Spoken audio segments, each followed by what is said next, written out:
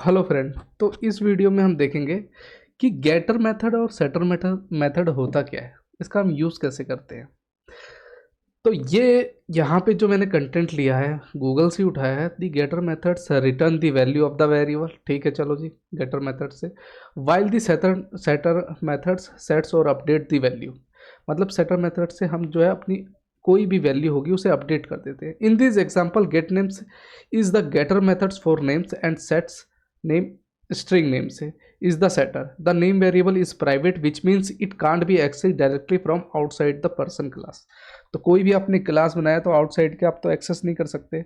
तो अब मैं कैसे इसे सेटर और अपना गेटर मेथड्स के थ्रू एक्सेस करके और कैसे अपडेट करूंगा वैल्यू, वो चीज़ इस वीडियो में दिखाता हूँ। तो बिना टाइम वेस्ट किए मैंने फाइल बना दिया, तो इसको मैं यहाँ से हटा देता हूँ। ठीक है, तो यहाँ पे लेट से मैं एक फ्रेंड क्लास बना लेता हूँ। थोड़ा सा पेशेंस रखिएगा, आपको पूरा एकदम परफेक्ट समझा दूंगा मैं, ठीक है ना। तो मैं यहाँ पे एक क्लास ले लेता हूँ स्टूडेंट नाम का। ठीक है, और स्टूडेंट क्लास का यहाँ पे करूँगा क्या, मैं पब्लिक नहीं लूँगा, प्राइवेट लूँगा। और प्राइवेट में मैं स्ट्रिंग यहाँ पे नेम दे दिया मैंने। ठीक है, और इसको भी मैं प्राइवेट लूँगा और यहाँ पे मैं इंट एज दे देता हूँ। बढ़िया जी, इसे भी मैं प्राइवेट ले लेता हूँ और यहाँ पे मैं स्ट्रिंग देता हूँ। लेट से, सॉरी फास्ट तो नहीं भाग रहा ना, स्ट्रिंग और स्टूडेंट आईडी दे देता हूँ। यहाँ तक मेरे ख्याल से क्लियर है, कोई दिक्कत नहीं होनी चाहिए। ठीक है, तो ये मैंने प्राइवेट इसलिए किया है कि प्राइवेट तो आप आउटसाइड के बाहर तो एक्सेस नहीं कर सकते ना। कैसे कर सकते हो वो दिखाता हूँ आपको। अब मैं करूँगा क्या, यहाँ पे कंस्ट्रक्टर इनिशियलाइज दी अब स्टूडेंट ऑब्जेक्ट। ठीक है, सेव कर लिया मैंने। तो मैं जितने भी मैंने यहाँ पे अपने वेरिएबल डिफाइन किए हुए हैं, अब मैं कंस्ट्रक्टर के थ्रू सबका जो है यहाँ पे वैल्यू असाइन करूँगा, इसमें इनिशियलाइज करूँगा। तो पब्लिक ले लिया यहाँ पे और नेम मैंने स्टूडेंट ले लिया। ठीक है, जिसे आप पैरामीटराइज्ड कंस्ट्रक्टर भी कहते हैं। ठीक है ना, तो यहाँ पे स्ट्रिंग यहाँ पे मैंने नेम ले लिया और इंट मेरा यहाँ पे एज है और स्ट्रिंग यहाँ पे मेरा स्टूडेंट आईडी है। चलो जी, बढ़िया, यहाँ तक क्लियर है। अब यहाँ पे मैं करूँगा क्या, दिस डॉट नेम करूँगा और यहाँ पे मैं नेम ही पास करूँगा। दिस डॉट एज लूँगा और यहाँ पे मैं एज ही पास करूँगा और दिस डॉट यहाँ पे भी मैं फ्रेंड स्टूडेंट आईडी लूँगा। ठीक है ना, और यहाँ पे स्टूडेंट आईडी ही करूँगा मैं।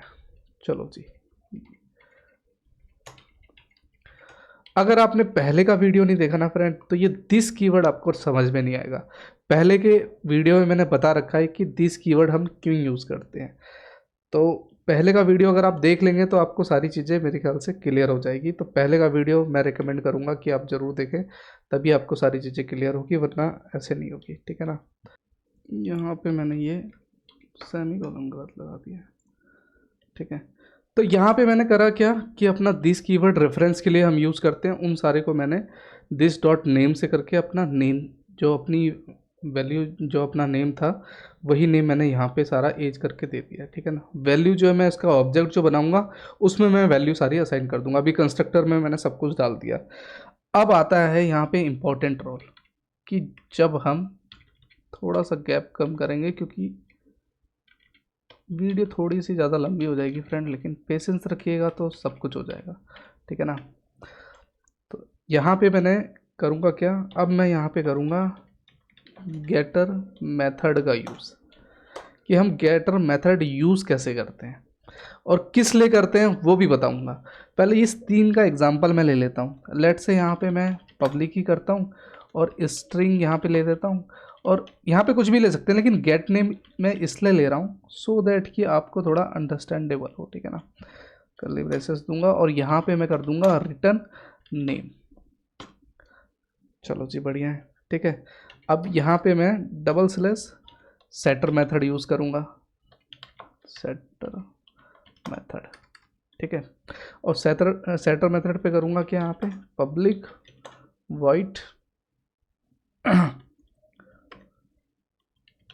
सेट नेम कर दूंगा और यहाँ पे मैं लिखूंगा स्ट्रिंग नेम, नेम ही है ना अपना, हाँ जी, स्ट्रिंग नेम यहाँ पे पब्लिक। चलो जी बढ़िया, ठीक है ना। और दिस डॉट नेम यहाँ पे मैंने कर दिया और नेम को ही मैंने यहाँ पे वैल्यू कर दिया। तो एक का वैल्यू का मैंने यहाँ पे थोड़ा सा छोटा कर देता हूँ। तो एक का मैंने अपडेट करने के लिए गेटर और सेटर मेथड का यूज़ किया। ये आपको याद रखना पड़ेगा कि गेटर मेथड हम कैसे का यूज़ करते हैं और सेटर मेथड कैसे यूज़ करते हैं, ठीक है ना। अब मैं करूँगा क्या फ्रेंड, इसी को मैंने कॉपी किया, कंट्रोल सी कंट्रोल वी, यहाँ पे गेट नेम है जिस तरह, तो यहाँ पे मेरा नेम के बाद क्या है, एज है, तो मैंने एज ले लिया और यहाँ पे मैंने इसको भी एज कर दिया। और यहाँ पे नेम है तो इसको भी मैं क्या करूँगा, एज कर दूँगा। और एज जो है मेरा इंट है तो इंट एज, और यहाँ पे नेम की जगह एज हो जाएगा। एक शॉर्टकट कमांड भी बताऊंगा इसमें जो बार बार आपको प्रॉब्लम ना हो, ठीक है ना।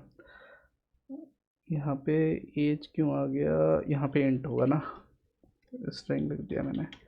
छोटे छोटे सिंटैक्स याद रखिएगा फ्रेंड, क्योंकि इसमें बहुत ज़्यादा सिली मिस्टेक होती है कि एक आपने अगर पैरेंथेसिस या सेमीकोलन भी मिस्टेक कर दिया तो आपका प्रोग्राम रन नहीं करता और इसी में आप घंटे घंटे चले जाते हैं। तो थोड़ा डीपली देखिएगा और समझने की कोशिश करिएगा। चलिए बढ़िया, तो यहाँ पे मैंने इंट का भी दे दिया, ठीक है।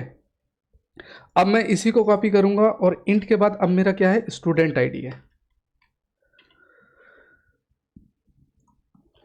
गेट यहाँ पे ना स्टूडेंट आईडी अपना, ये इसके पास है।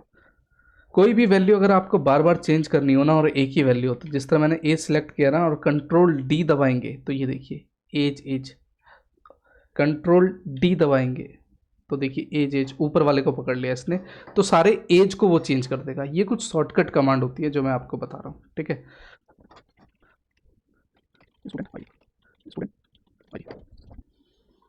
तो यहाँ पे भी मैंने स्टूडेंट आईडी लिख दिया। अब ये एरर क्यों आ रहा है, सेट एज की जगह यहाँ पे मेरे को स्टूडेंट आईडी लेना है, ठीक है। इंट में यहाँ पे इसकी जगह मेरे को स्ट्रिंग स्टूडेंट आईडी करना है, ठीक है। यहाँ पे स्टूडेंट आईडी रिटर्न, यहाँ पे एज किया मैंने, इसमें स्टूडेंट, ये गलत क्यों आ गया यहाँ पे, type mismatch, can not convert from string to int. देखा यहाँ पे मैंने स्ट्रिंग ले रखा है। तो यही छोटी छोटी मिस्टेक होती हैं, ठीक है। अब यहाँ पे मैंने तीनों वैल्यू को अपना सेटर और गेटर में कर दिया। यहाँ पे गेटर ले लिया, यहाँ पे सेटर ले लिया। अभी आऊँगा एक बार हम क्विक रिवाइज भी करेंगे। यहाँ तक मेरे ख्याल से कोई दिक्कत नहीं होनी चाहिए, यहाँ तक क्लियर है, ठीक है। तो ये चीज़ हो गया। अब इसके बाद मैं क्या करूँगा, क्या कि हमने करना क्या है, अपनी वैल्यू को सीधा अपना प्रिंट करवाने के लिए। तो यहाँ पे जिस तरह मैं करना क्या है, हमें मेथड जो है अपना उसे डिस्प्ले कराना है, ठीक है, डिस्प्ले कराना है। तो यहाँ पे मैं पब्लिक कर दूंगा और पब्लिक वॉइड डिस्प्ले, जो नॉर्मली हम करते हैं। ये ले लिया मैंने और यहाँ पे मैंने एंटर कर दिया, सी आउट करके टैब मारूंगा। ये साला आजकल सी आउट नहीं आता, system dot out dot print ln bracket में। अब यहाँ पे सबसे पहले क्या था, अपना नेम प्लस,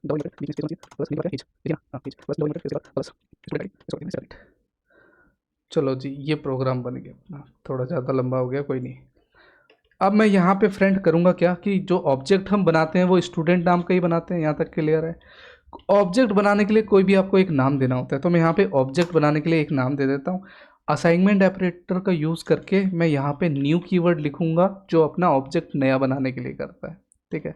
और फिर मैं यहाँ पे अपने क्लास का ही नाम दूंगा स्टूडेंट, और पैरेंथेसिस लगाऊंगा यहाँ पे, और इसके अंदर मैं वैल्यू असाइन करूंगा। तो लेट से मैं यहाँ पे नेम दे देता हूँ अमीसा, ठीक है, और एज दे देता हूँ मैं 23, ठीक है, और जिसकी आईडी है S225060,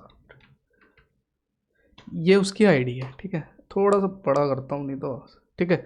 तो यहाँ पे मैंने करा क्या कि जो क्लास का नेम होता है वो मैंने बनाया। ऑब्जेक्ट बनाने के लिए आप कोई भी नाम दे सकते हैं, तो मैंने OBJ1 दिया। असाइनमेंट ऑपरेटर यूज़ करके न्यू एक कीवर्ड होता है, हर एक वीडियो में मैं इसलिए बताता रहता हूँ फ्रेंड कि आप थोड़ा डीपली समझ के जाएँ, ठीक है ना।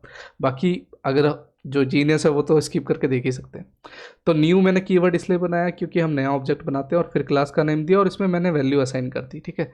यहाँ तक क्लियर है। और जो मैंने नीचे जो अपना डिस्प्ले के लिए किया था, तो मैं उसमें करूँगा क्या कि यहाँ पे OBJ1 डॉट डिस्प्ले उसी को कॉल करूँगा, ठीक है। अब मैंने इसे कंट्रोल एस करके सेव कर दिया। अब प्रोग्राम को यहाँ पे मैं थोड़ा सा ऊपर आ जा भाई, चलो कंट्रोल एस सेव कर दिया और नूनू बाबू की तरह रन कर दो। तो आप देखेंगे कि नईम जो है अमीसा प्रिंट हो गया यहाँ पे, और 23 एज आ गई है, और ये स्टूडेंट आईडी आ गया है। यहाँ तक क्लियर है। अगर मैं आपसे कहूँ कि बिना वहाँ पे जाए हुए, जहाँ पे आपने ऑब्जेक्ट में जाए हुए इसकी वैल्यू को अपडेट करो, तो आप कैसे करेंगे? कोई मेथड बताओ। तो यहाँ पे मैं करूँगा क्या फ्रेंड कि जिस तरह अपना ऑब्जेक्ट 1 में जो मैंने वैल्यू असाइन करी हुई है, ठीक है ना, जो पहले ही पीछे अगर आप देखेंगे तो वहाँ पे क्या हुआ था कि गेटर और सेटर से वैल्यू जो है वो रिट्रीव करता है और उसको अपडेट करने का काम करता है। इसी का काम करता है, जो सेटर का मेथड है और गेटर का जो मेथड देखेंगे उसी को करता है। तो यहाँ पे आपको सिर्फ करना क्या है, अब मैं इस वैल्यू को आपको अपडेट करके दिखाता हूँ, ठीक है। मैं इसको चेंज नहीं करूँगा, इसी वैल्यू को मैं करूँगा क्या कि इसको मैं अपडेट करूँगा। तो मैं अपडेट कैसे कर सकता हूँ वो चीज़ मैं आपको दिखाऊंगा कि यहाँ पे मैं उसको अपडेट कैसे कर सकता हूँ, ठीक है। तो यहाँ पे मैं सी आउट नहीं आएगा, system dot out dot println, यहाँ पे मैं लिख देता हूँ सो दैट कि रीडेबल हो। यहाँ पे मैं पहला जो मेरा ऑब्जेक्ट बनाया हुआ है ना OBJ1 का, ठीक है, OBJ1 का जो मैंने ऑब्जेक्ट बनाया वहाँ पे सिंपली मेरे को करना क्या, उसी को लेना है यहाँ पे।